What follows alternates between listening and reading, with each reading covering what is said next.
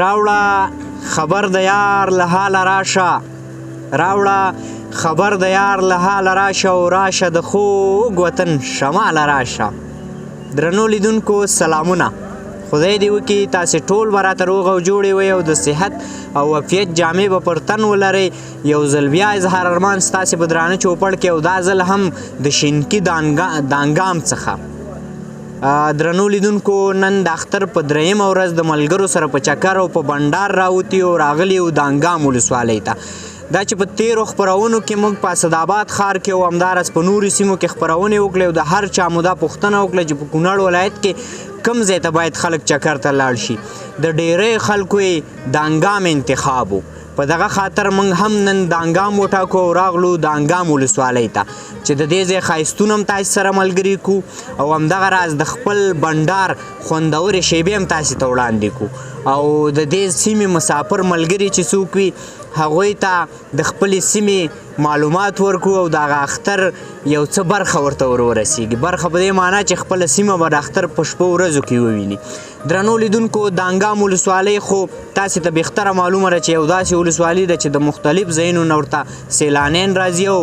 دا د چکر لپاره ډېر یو مناسب ځای دی او ډېر ښه بیکګراونډ ډېر ښه ماحول لري او همداراز ډېرې ښکلې منظرې لري. دوستانو نن نو موږ د ډېرو زیاتو ملګرو سره موږ په ډېرې خپرونو کې تللي یو خو د ملګرو تعداد را سره کم او نن بیا نو بیخي ډېر دی. نو درنو لیدونکو تاسې را سره خپرونه تر پایه وګورئ. دلته به موږ د خپلو ملګرو سره بنډار کوو، همدغه راز جالبه ګیمونه به کوو او په دغه سردرو به راګرځو او دغه ښکلې منظرې به تاسې سره شریکوو. نو ملتیا مو وکړئ، خوندوره خپرونه په دانګام ولسوالۍ کې لرو.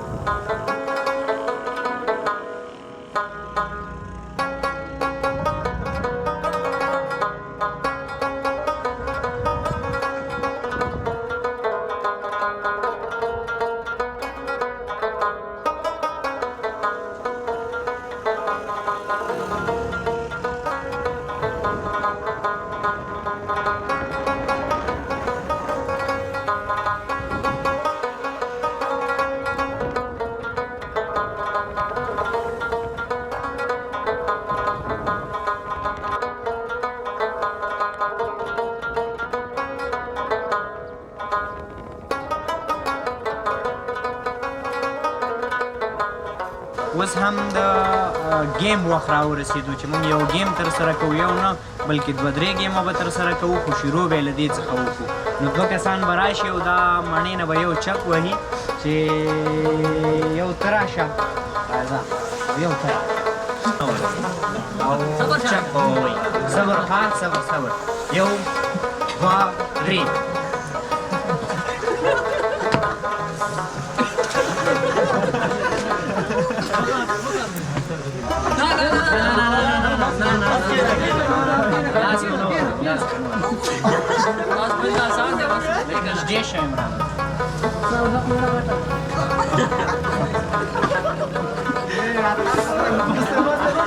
ګیم به تر هغې نه پرېښودل کېږي تر څو چې چک دی.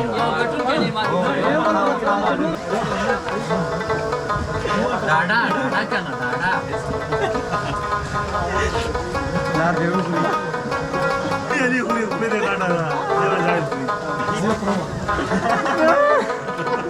بس چک یې والی نور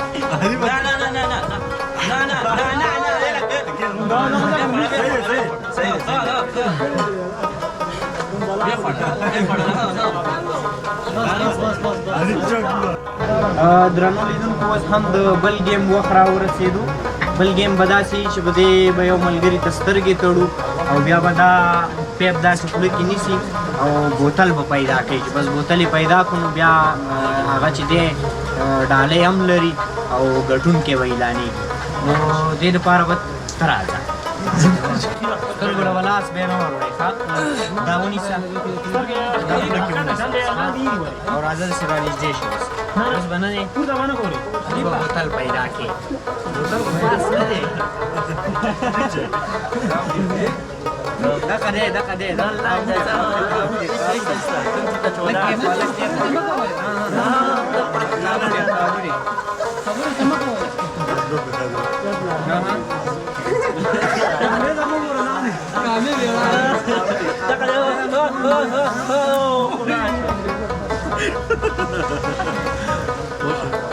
بس يلا خير سيده سيده سيده بس ما ترى بلاش ما ترى ابو دي ها دغني ابو ورسي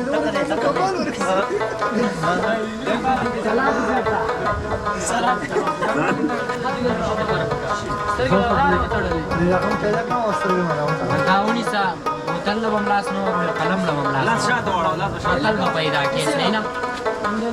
ځه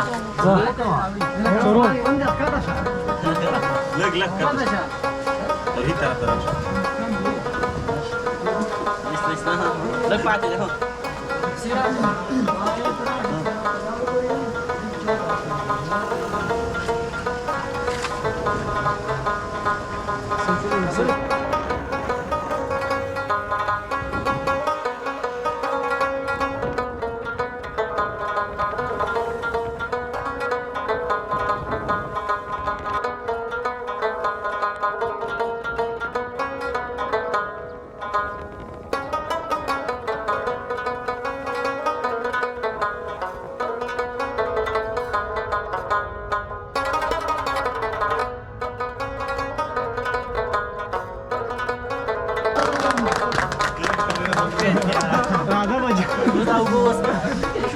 بس بس نه نه خداوي را خداوي لا خداوي لا خداوي لا لا وي به ها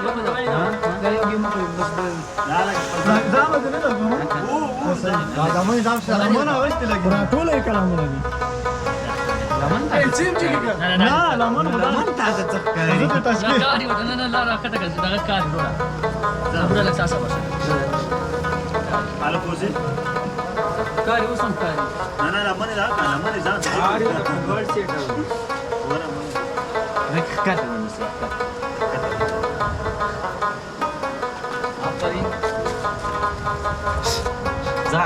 راهو